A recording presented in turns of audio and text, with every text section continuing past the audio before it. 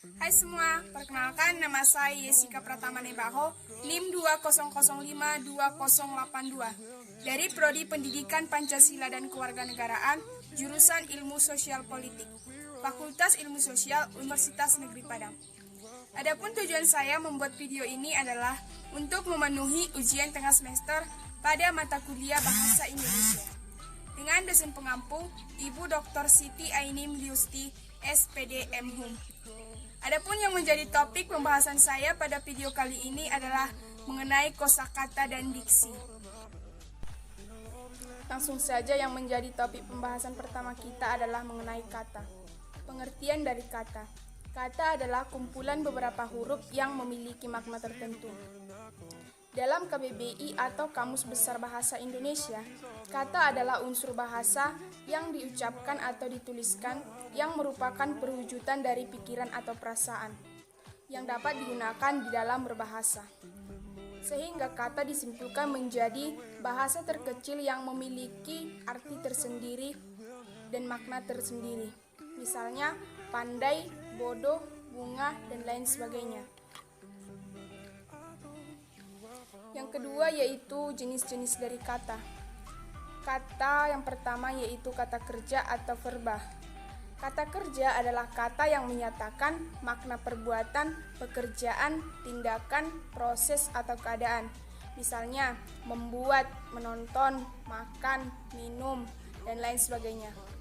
Kata yang kedua adalah kata sifat atau adjektif. Kata sifat atau kata yang menjelaskan, mengubah, atau menambah arti suatu kata, atau menambah suatu arti dari kata benda yang diikutinya sehingga menjadi lebih spesifik. Misalnya, baju baru, lukisan indah, rumah mewah, dan lain sebagainya. Kata yang ketiga yaitu kata benda atau nomina. Kata benda adalah kata yang mengacu kepada manusia, binatang, benda, dan konsep atau pengertian. Contoh, murid, burung, kursi, rumah, batu, dan lain sebagainya. Selanjutnya yaitu kata bilangan atau numeralia, yaitu kata yang dipakai untuk menghitung banyaknya benda atau orang, binatang atau barang, dan konsep dari suatu tertentu. Contohnya 1, 2, 3, dan selanjutnya.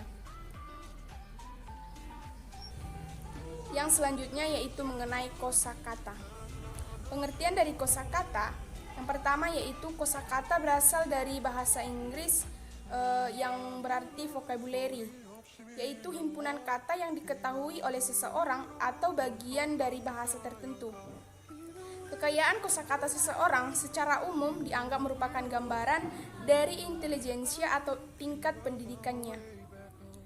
Penguasaan kosakata dalam satu bahasa berhubungan dengan penguasaan arti atau makna sebuah kata. Dalam hal ini, seseorang harus mengetahui makna kata yang diucapkannya supaya sesuai dengan apa yang dia pikirkan, sehingga tidak terjadi ketidaksenjangan antara yang dibicarakan atau yang dituliskannya. Penguasaan kosakata dari seseorang tidak dapat diartikan dari hanya yang dihafalnya saja, melainkan juga mereka paham akan makna yang diucapkannya. Sehingga dalam penguasaan kosakata perlu dipahami mengenai makna kata, konotasi dan denotasi, pilihan kata atau diksi, dan pemakaian kata yang sesuai dengan konteks komunikasi yang sedang berlangsung, sehingga menjadi suatu komunikasi yang baik dan penggunaan kosakata yang baik. Selanjutnya yaitu jenis-jenis dari kosakata. Menurut dari Gande 1994, kosakata dikategorikan sebagai berikut. Yang pertama yaitu adanya kosakata dasar. Kosakata dasar adalah kata-kata yang tidak mudah berubah dan sedikit sekali kemungkinannya dipungut dari bahasa lain. Di bawah ini yang termasuk dalam kosakata dasar yaitu misalnya istilah kekerabatan seperti ayah, ibu, anak, kakek, dan lain sebagainya. Kemudian nama-nama bagian dari tubuh, misalnya tangan, rambut, kepala, mata, hidung, dan lain sebagainya. Selanjutnya yaitu kata ganti diri atau petunjuk. seperti aku, dia, mereka, kita, kami, dan lain sebagainya. Yang kedua yaitu kosakata aktif dan kosakata pasif.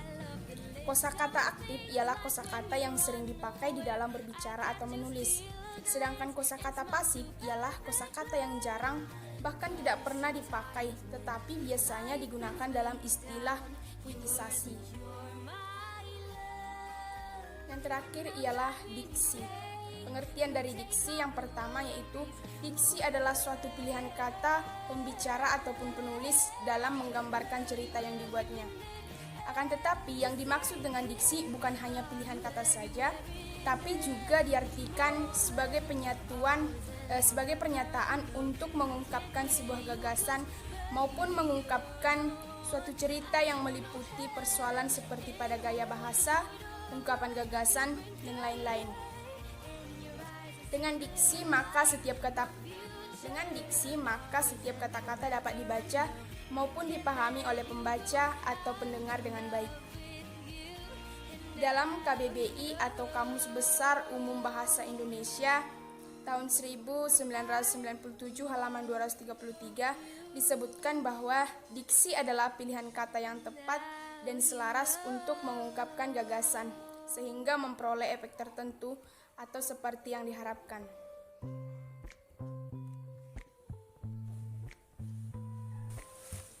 Atau bisa kita simpulkan dengan kata lain, diksi merupakan seleksi kata-kata untuk mengekspresikan ide atau gagasan dan perasaan sehingga secara efektif dan tepat di dalam makna audiens dan kejadian.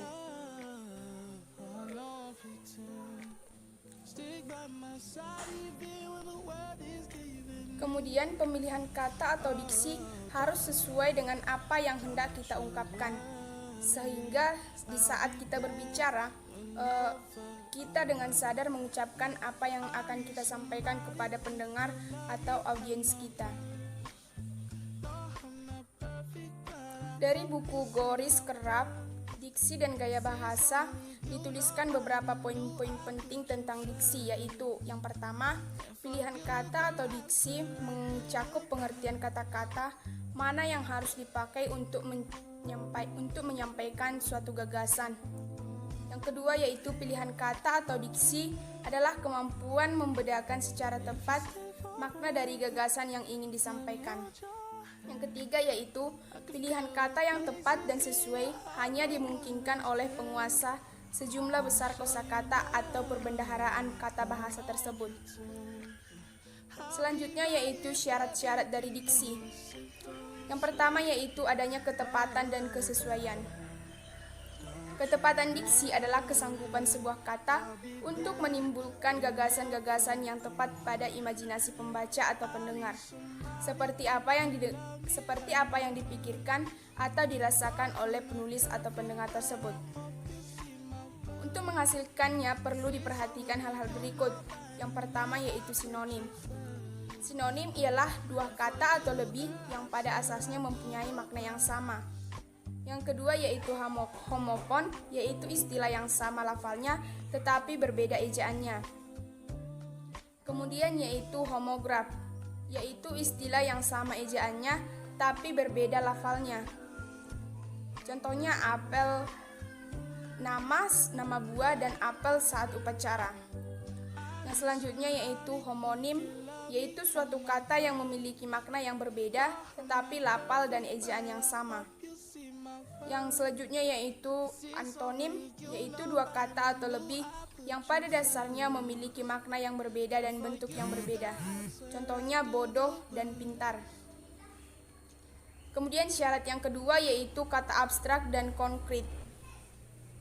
Kata abstrak adalah kata yang acuannya sulit diserap oleh panca indera, misalnya perdamaian dan gagasan.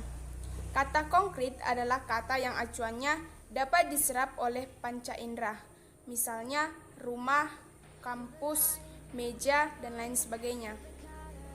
Kemudian syarat yang ketiga yaitu adanya kata umum dan khusus.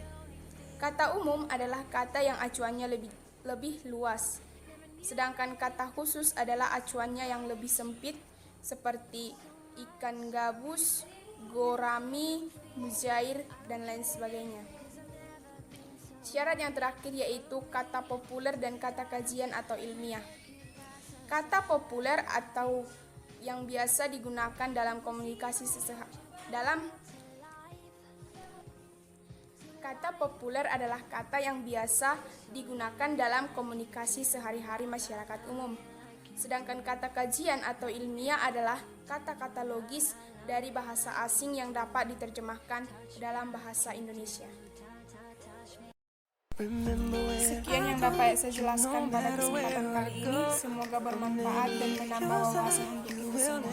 Sekian dan terima kasih.